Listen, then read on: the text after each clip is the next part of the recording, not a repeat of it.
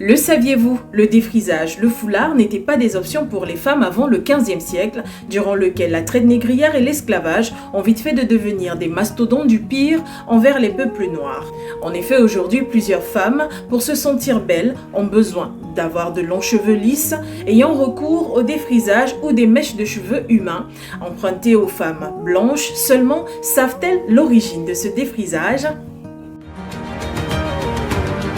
D'une beauté naturelle extraordinaire, la chevelure crépue attisait les foudres des maîtresses blanches dont les hommes semblaient fortement attirés par les esclaves d'antan.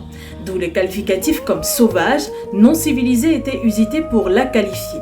Le défrisage des cheveux des esclaves noirs par leur maîtresse était en fait une punition, une marque de représailles envers elles pour une tâche mal effectuée, un regard insistant de leur homme ou encore par simple volonté de créer la scission entre elles et leur culture ainsi que leur identité. Celui-ci se faisait à base de fer à lisser, de produits chimiques toxiques et dangereux. Les conséquences étaient d'ailleurs multiples. Elles allaient de la perte du cheveu à la mort en passant par d'énormes plaies sur la tête. Après le lissage forcé et violent de sa chevelure, chaque femme noire se sentait arrachée à sa culture, à son africanité. L'objectif était ainsi atteint.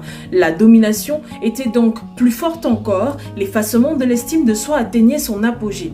Une répression et une oppression à nul autre pareil envers ces femmes noires déjà vendues, déplacées comme des meubles, parfois séparées de leur progéniture pendant cette longue période de blessure. La logique selon laquelle il fallait ressembler à sa maîtresse pour être belle a donc commencé à gagner du terrain. Et aujourd'hui, peu de femmes comprennent l'importance de l'authenticité d'une black woman, car ces processus se sont installés et ont perduré sur plusieurs longues années, voire plusieurs siècles.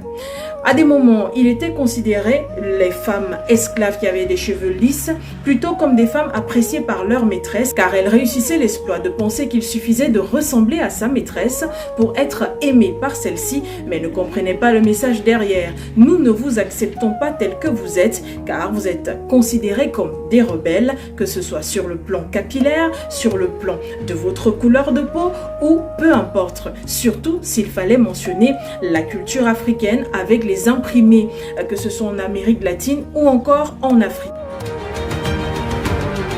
Après la période du lissage forcé et violent, d'ailleurs qui a créé plusieurs morts et plusieurs blessures capillaires aux esclaves noirs, il y a également eu la période du foulard. Le foulard, lui, était utilisé également comme une répression. Il s'agissait pour les maîtresses blanches d'antan de punir leurs esclaves noirs en les forçant à couvrir leur richesse capillaire, le cheveu crépus, long, celui qui permettait donc d'être en contact direct avec la nature et de faire valoir sa force et son pouvoir spirituel.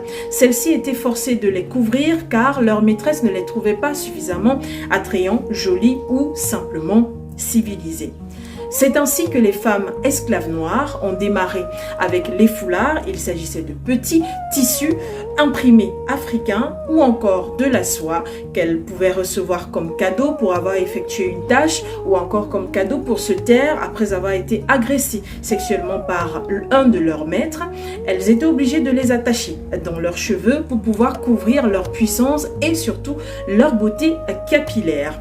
Le foulard a commencé à se répandre sur la scène africaine pendant cette période de l'esclavage et juste après à travers également de très beaux designs sur leurs cheveux.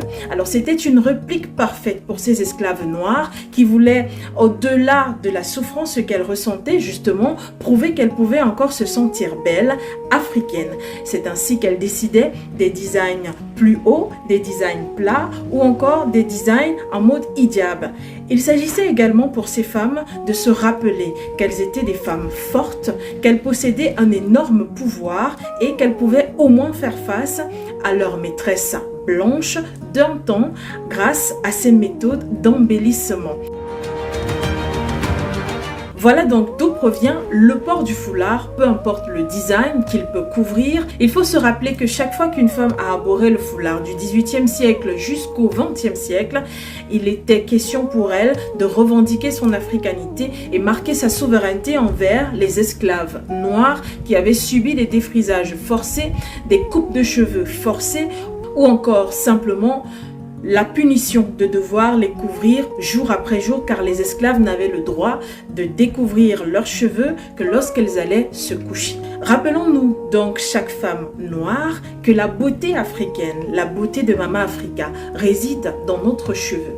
Qu'elle réside dans la façon de prendre soin de son cheveu en tant qu'Amazone. Je suis une Amazone africaine, et toi? Kwanzaa Media, au commencement.